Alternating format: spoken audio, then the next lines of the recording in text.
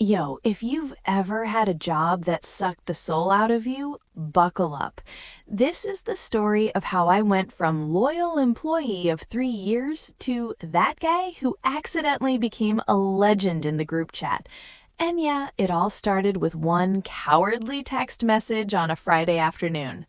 It's June 2025. I'm 28, living in Austin, Texas, because apparently that's where every millennial moves to chase the vibe.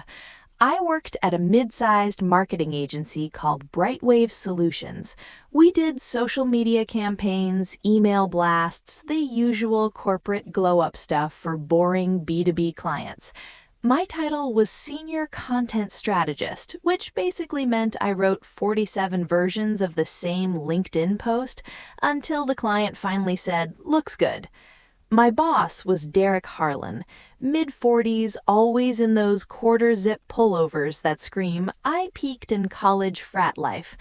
Derek loved buzzwords more than oxygen, synergy, pivot, low-hanging fruit. He also loved micromanaging via Slack pings at 9:47 p.m. on Sundays. Classic. But here's the thing. I was good. Like, really good.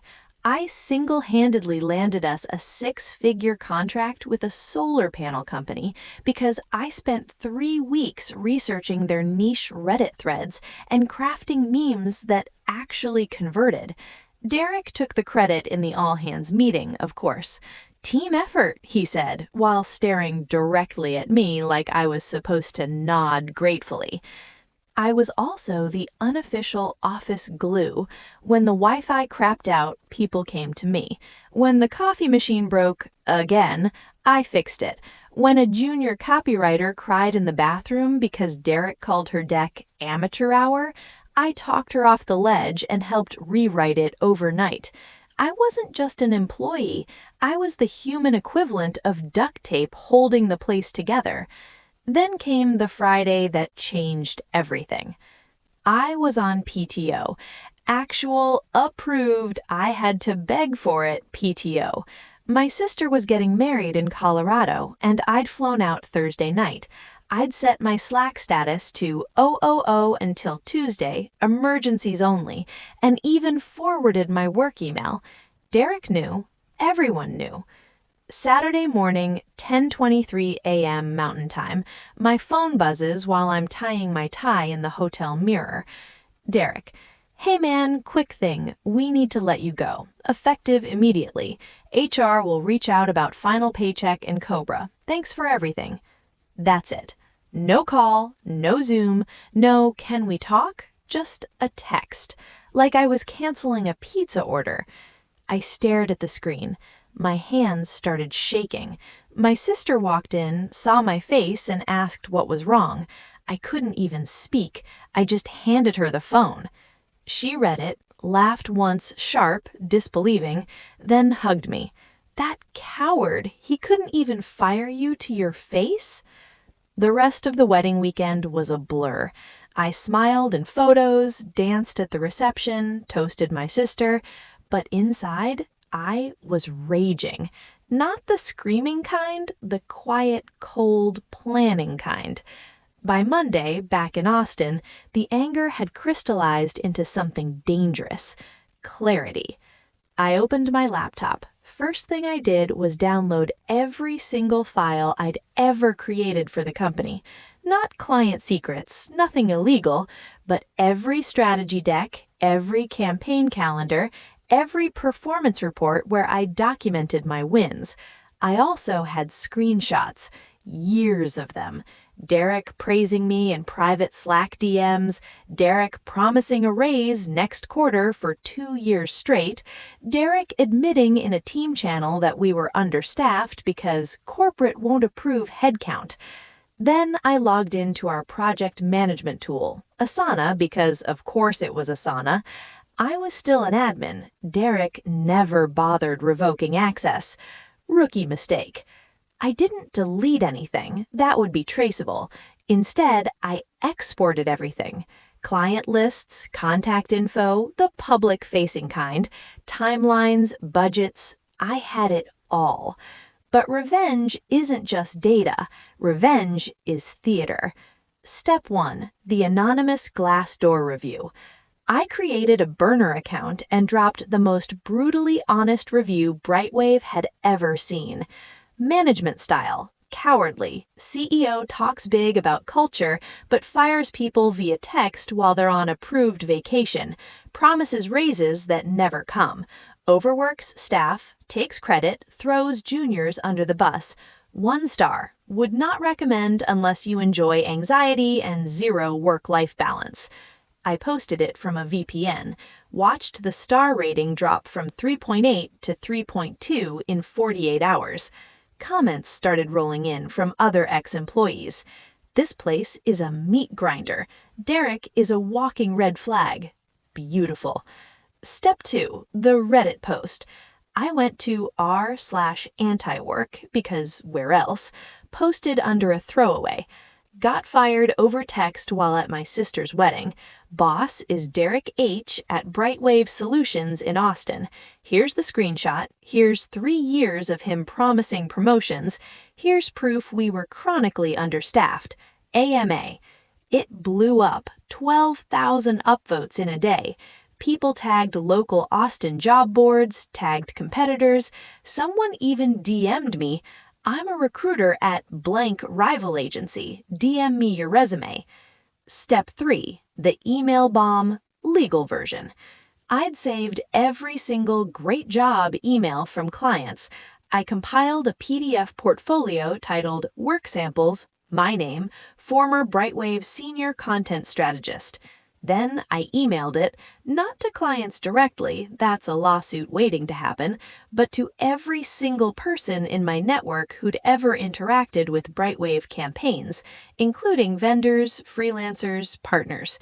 Subject line, excited for what's next, let's connect. Body, casual, professional. Hey name, hope you're well. Just wanted to let you know I'm no longer with Brightwave and am exploring new opportunities. Loved working on specific campaign we did together. Here's a quick recap of results if you're curious. Would love to chat if you hear of anything.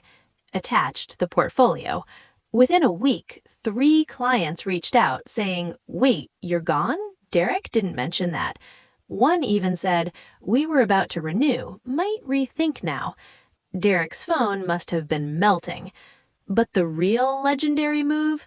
Step 4. The group chat betrayal.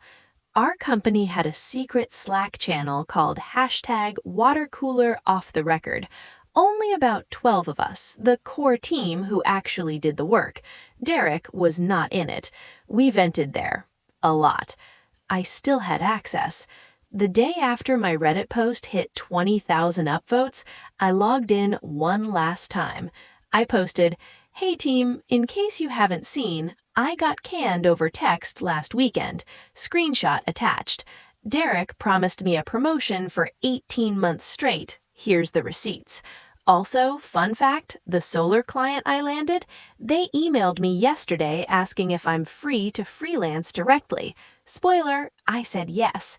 If any of you are tired of the gaslighting, the late-night pings, the "we're a family" BS while they underpay and overwork you, my DMs are open.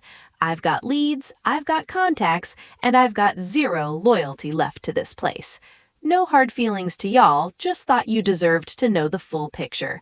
Peace. Then I dropped my personal email and bounced, left the channel, deleted the Slack app. Within 72 hours, the channel exploded. People started posting their own screenshots. One junior wrote, "He told me my raise was coming after Q3. That was 2023.